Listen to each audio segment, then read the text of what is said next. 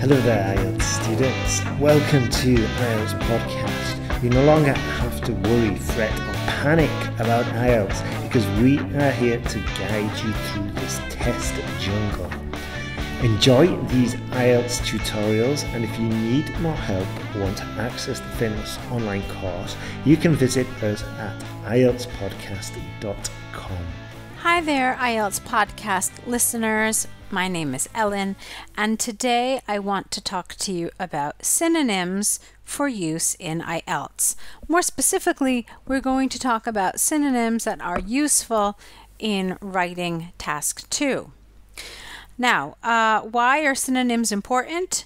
Well, because as you most likely know, Lexical Resource is 1/4 of your score for writing.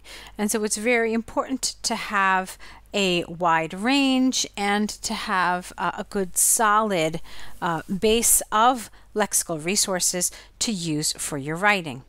Also, you don't want to keep using the same words over and over again in your writing. It becomes monotonous, it becomes repetitive, and it most certainly will not help your score. Okay, so since we mentioned band descriptors a little bit, why don't we start with the band descriptors? Specifically, I want to start and look at band 9 and then talk a little bit about band 8 and band 7 in terms of lexical resource. So, band 9 tells us that the test taker uses a wide range of vocabulary with very natural and sophisticated control of lexical features. Band 8 says that the test taker uses a wide range of vocabulary fluently and flexibly to convey precise meanings.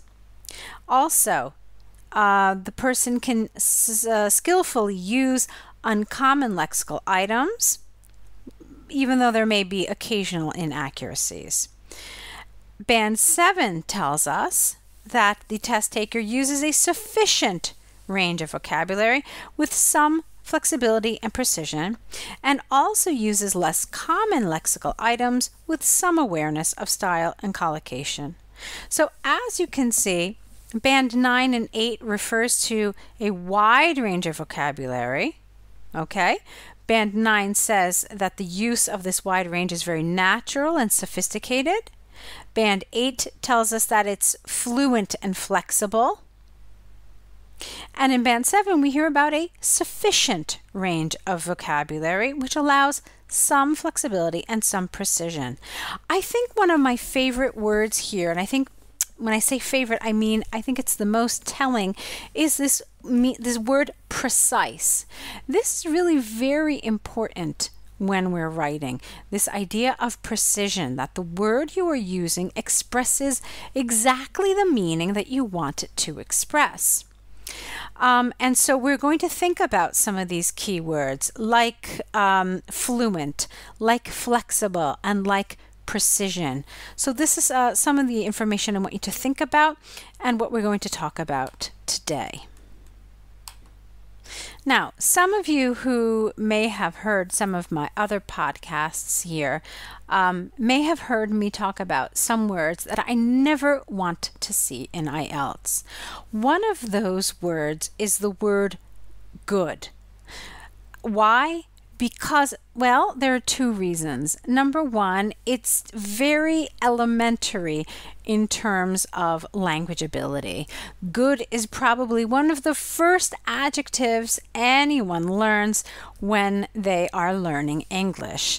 And so it really doesn't speak to any high level. And it's just very basic English knowledge.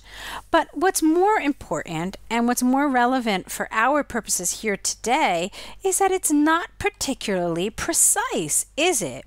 So if you're going to talk about, say, for example, measures that would help solve pollution, it's really not precise to say there are several good measures that could be taken to solve the problem of pollution. a good measure doesn't really tell us very much, does it? So there are other words we can use instead of good that are much more descriptive and much more precise. Now, in the sentence that I just used as an example, I think for me personally, the word that fits best in this context is actually effective. So it's much better to say that there are many effective measures to help tackle pollution or something along those lines. So it's actually not a synonym of good at all. Okay, although many IELTS test takers might be tempted to use the word good. Here, though, the word effective measures, not only is it much more precise, but it actually creates a lovely collocation. And that's another thing that I want to talk about today while we're talking about synonyms. It's very easy to look on the internet or to look online at a thesaurus and find countless words that are synonyms for the word good. These lists will be useless to you unless you know how to use them appropriately. And one of the things you need to use words appropriately is to understand their collocations. So if you're not familiar with what a collocation is, it's basically two or possibly more, but usually we talk about two words that go together, and we're used to hearing them together, not for any particular grammatical reason, but simply over time and through use, we become very used to hearing these words used together. So with that said, it is not enough just to learn lists and lists of words that are synonyms for words like good, bad, big, small, but it is really, really critical that you understand how to use them and which words they work with best. We'll talk a little bit more about that as we continue with this podcast. So, as I already mentioned, one of the words that I never like to see in IELTS writing is the word bad. And the reason is precisely what I said before about the word good. It's the same thing. It's just so basic and it doesn't really tell us a lot. So take, for example, if you have an essay about the environment and about things that are harmful for the environment, you might be tempted to say fossil fuels are bad for the environment. Okay? Or if you have an essay talking about advertisements aimed at children, you might want to say something like advertisements aimed at children are bad. Advertisements aimed at children are bad.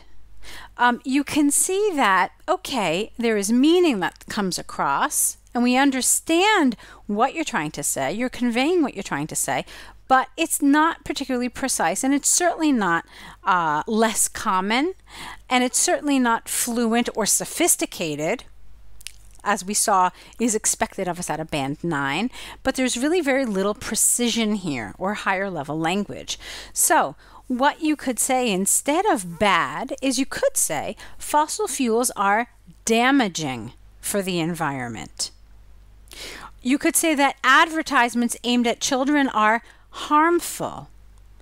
Okay, and it's far more appropriate, higher level language for sure, higher level than bad, and also far more precise. But here it's also really important to understand collocation, because if you're looking at a list of synonyms, you might find that a synonym for bad is evil. Now, could you say that fossil fuels are evil for the environment? No, it just doesn't make sense. It doesn't collocate like this. Okay? Or you might find in a list, atrocious is a synonym for bad. But would it be appropriate to say advertisements aimed at children are atrocious? No. Again, it really doesn't work. So not only must you learn different words that are synonyms for some of these ideas, but that's only half the battle. You also need to learn how to use them appropriately. So you may wonder how to do this. Well, the internet is a wonderful resource. So one thing you can do, and one thing that I recommend to students that they could do, is they find out how to use words in a sentence. So you could literally type into your favorite search engine, atrocious in a sentence. Okay? And then it will give you examples of how atrocious is used. Another thing you can do is write atrocious collocation. And there will be sites, reputable sites, that will show you what words are used with atrocious. And this is really important because otherwise you're just learning words and not how they're used. And that's only really half of the picture. Another word that students often need to find good synonyms for is the word big. Again, very low level and not precise in any sense. So what could you do instead of big? Well, again, here, context is everything. Where are you using the word big? How are you using it? So these are all really important questions that must be answered first. Let's say, for example, you have to write an essay about pollutions in cities. Okay? If you want to describe those cities and you want to use a word instead of big, could you use the word substantial? Well, substantial is a synonym for big, okay? As is mammoth. Mammoth is also a synonym for big, but you certainly wouldn't use it in front of the word city or cities. So what could you use in this context? Well, you could talk about large cities. You could talk about cosmopolitan cities. You could talk about metropolitan cities even. Okay, so these are some of the words that we frequently use with cities. Again, it's all you have to do is essentially do a little research on the internet if you don't have the appropriate books in order to find what words work here. Okay, the words mammoth, for example, or substantial are wonderful in many other contexts, but not here. Okay, so where could you use a word like substantial? If you were talking about substantial funds. Substantial funds are needed from the government in order to create the infrastructure necessary for green energy. Okay, so in instances like this, so yes, learn the words, learn them, learn what they mean, but just as important is learning how they're used.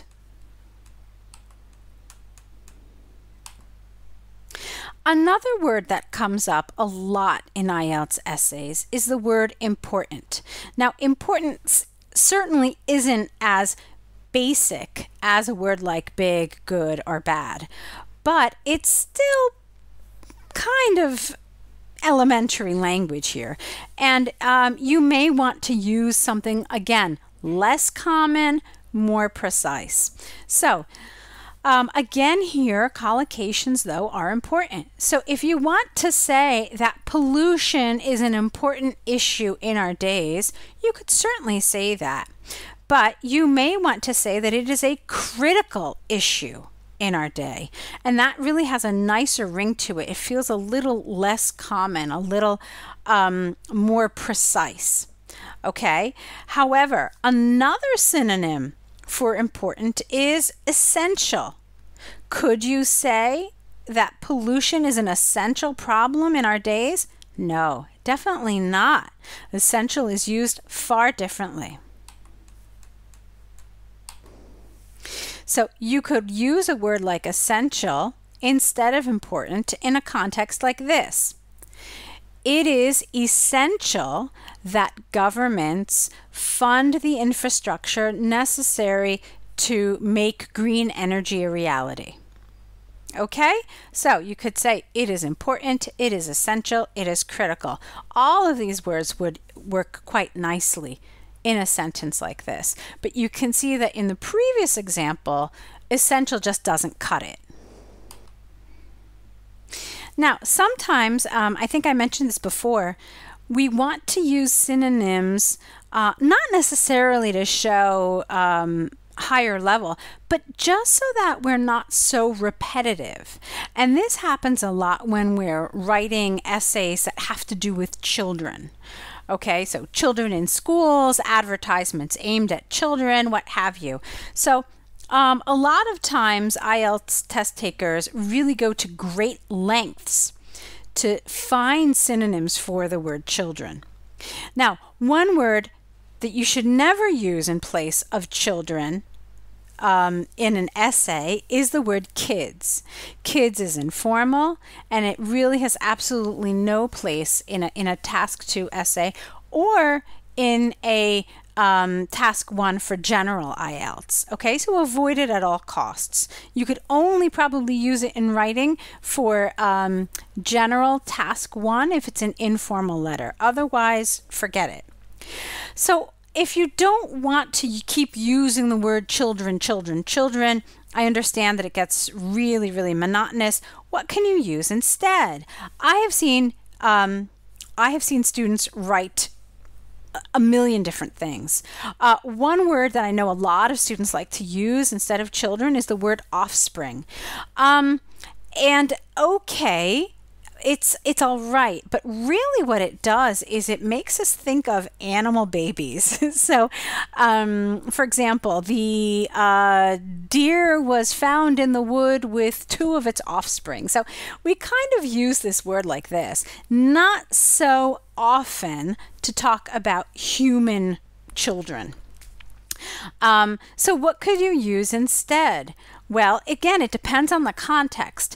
One word you could use is youth. So the youth of the country, or the youth of today, for example. Another word you could use is young. So the young. The young prefer to watch videos on the internet rather than read the news in the newspapers or something like this. A couple of other words you could use instead are minors or juveniles. All right, these are all synonyms that you can use to avoid using children. Sometimes I see students try to use the word adolescents, okay, or toddlers. Now, adolescents and toddlers are in fact children. Okay, so they are people under the age of 18. However, they both refer to rather specific age groups. So if the essay that you're writing on is just talking about children in general, it may be inappropriate to try to use the word toddlers unless we're talking about a child that is 1 or 2 or up to 3. Okay, and adolescents are any children going through the period of adolescence, so puberty. 12, 13, 14, 15, around there. So you have to be careful with these words, okay? So yeah, I mean, it in a sense, we can use it as a synonym, but again, it doesn't carry exactly the same meaning. It's far more specific, and it may not fit your purpose in a particular essay. Now, another set of words that I want to talk about deals with expressions, idiomatic expressions.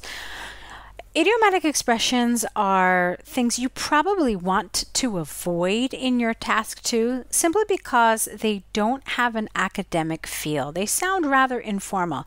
So you would really want to avoid words like this or expressions like this and prefer more academic sounding words. So what kinds of words am I talking about? Well, I'm talking about words like do. So you don't want to say, for example, it is important to do a good job, okay? Which sounds really rather low level. Instead, you would want to say it is important to perform well, okay? Where doing a good job is synonymous with perform well. Or you could say that fossil fuel does damage to our environment. Well, rather than saying that it does damage, you could say it causes damage, okay, or it is harmful. All right, these are some other synonyms you could use instead of using the word do here. Another really popular one is do research. Okay, scientists have done research on this issue and have found XYZ. Well, rather than to do research, you can say conduct research. Okay, or they have published studies, which is also great. But to do something, to do research in this case, really just sounds rather basic and low level. So you can replace it with another expression or another word, and really it just kind of boosts up the language in the sentence. Another word, which is kind of lower level, is make. It's often really, it's really found very often in, again, these idiomatic expressions. So, for example, you could say that, again, going back to this idea of pollution, you could say governments must make great efforts to solve the problems of pollution. Well, rather than saying must make great effort, you could say that solutions for the problem of pollution demand considerable effort on the part of our governments. Okay?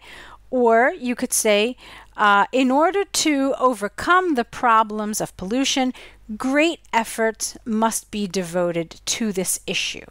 Okay? So to devote great effort, or that a problem demands considerable effort. It really sounds much more fluent and much more sophisticated, again, to use those words from the band descriptors, than make an effort. Another word that we often find with a lot of these idiomatic expressions is the word get. It's so easy to use, and it's used in so many different contexts, like get money, get a degree, get fame. So we hear it in a lot of contexts, and so it's an easy word to kind of pull out of our bag of lexical resources.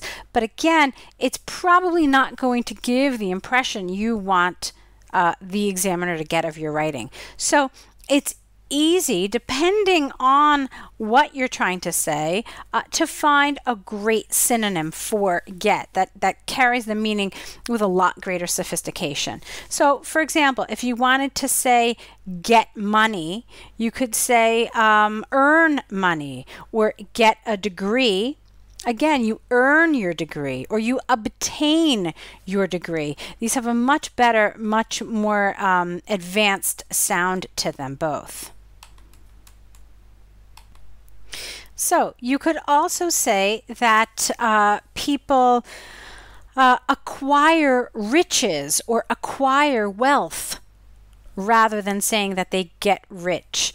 Or maybe they gain fame rather than get famous. Okay, so a couple of these little changes with just a little higher level vocabulary will really make all the difference in your writing. So I hope this information today was helpful. I hope you now have some tools to not only improve your vocabulary, but really kind of meaningfully improve your vocabulary by understand words that work together, words that can replace other words, and the contexts that different words belong in. So I wish you all the best of luck with your IELTS preparation. The team here at IELTSPodcast.com is always here by your side to help, whether it's through our online course or with our essay corrections, or to answer any questions you have about the exam. So definitely seek us out, and we would love to hear from you. So best of luck to everyone.